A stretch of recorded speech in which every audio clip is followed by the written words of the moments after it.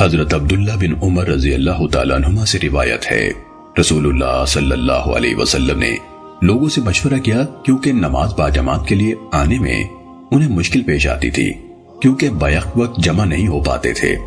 حاضرین نے نرسنگی کا ذکر کیا، لیکن آپ صلی اللہ علیہ وسلم نے یہودیوں سے موافقت کی وجہ سے اسے ناپسند فرمایا۔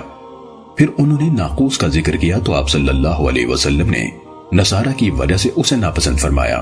اسی رات ایک انصاری صحابی حضرت عبداللہ بن زید رضی اللہ تعالیٰ عنہ کو اور حضرت عمر بن الخطاب رضی اللہ تعالیٰ عنہ کو خواب میں اذان دکھائی گئی۔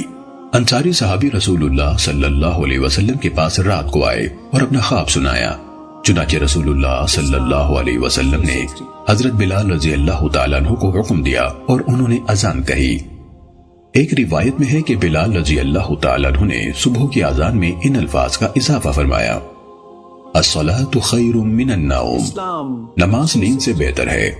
رسول اللہ صلی اللہ علیہ وسلم نے اسے قائم رکھا۔